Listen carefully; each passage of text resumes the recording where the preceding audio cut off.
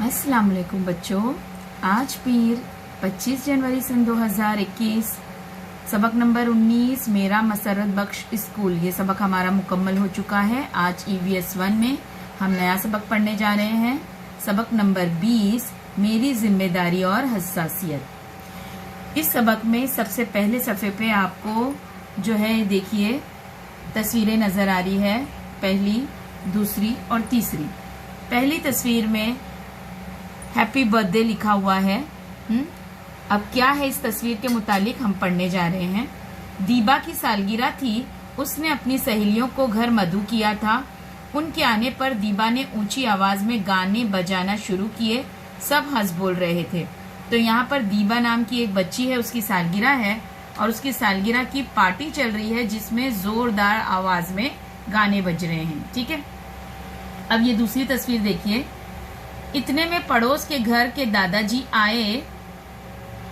दादाजी ने दीबा को गाने की आवाज कम करने के लिए कहा। उनको हाई ब्लड प्रेशर का मर्ज था, तो उनके पड़ोस में जो दादाजी रहते हैं उन्हें हाई ब्लड प्रेशर का मर्ज है और उनको तेज आवाज के जो गाने हैं उससे तकलीफ पहुंच रही है। अब देखो क्या हुआ। तीसरी तस्वीर, दीबा के घर में होने वाली ऊंची आवाज की वजह से दादाजी की दिल की धड़कन बढ़ गई और उन्हें तकलीफ होने लगी थी।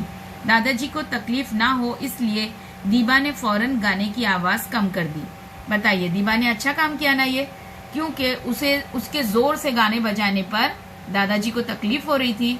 दीबा ये नहीं चाहती थी। दादाजी के कहने पर उसने अपने जो वो जोर से पार्टीज में गाने बजा रही थी अपने, वो उसने बंद कर दी और उसे गलती का एहसास हो गया।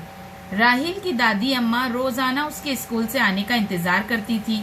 स्कूल से घर आने पर उसे खाना देती थी। स्कूल में क्या क्या हुआ उसके बारे में पूछती थी। राहिल अपनी दादी अम्मा से बात करने में बेजारगी महसूस करता। वो सोचता कि कब खाना खत्म हो और वो टीवी पर कार्टून शो देखे। राहिल ठीक से बात नहीं करता तो दादी अम्मा को बहुत बुरा लगता। दादी को उदास देखकर अम्मी और अब्बू को भी अच्छा नहीं लगता था। एक दिन अब्बू ने राहिल को उसके गलत रवैये का एहसास दिलाया। तब से राहिल ने दादी अम्मा से गुफ्तगू में टाल मटोल करना बंद कर दिया। वो दादी अम्मा से मोहब्बत से बातचीत करने लगा है। अब इस सफ़े पे जो हमने देखे हैं, सबक के उन्वान से जाहिर है मेरी जिम्मेदारी और हसासियत। हम जब अपने घर में रहते हैं तो हमें एक दूसरे के एहसास का ख्याल रखना चाहिए। ऐसी कोई बात, ऐसी कोई चीज नहीं करना चाहिए जिससे कि दूसरों को तकलीफ हो। और सबसे बड़ी बात, जब हमारे घर में कोई बुजुर्ग होते हैं, चाहे वो दादा दादी हो, नाना नानी हो, उनकी जिंदगी की मसरूफियात कुछ नहीं होती बेटा। उनके लिए आप ही सब कुछ हो। आप स्कूल से आते हो, वो आपके लिए इतना कुछ ना कुछ बना कर रखते हैं। वो आपसे बातें करते हैं, दिन भर की आपकी मसरूफियात पूछते हैं। अगर आप अपने दादा दादी को या घर में जो भी बुजुर्ग मौजूद है उनको आपने थोड़ा वक्त ना दिया तो वो बहुत अकेला महसूस करने लगते हैं।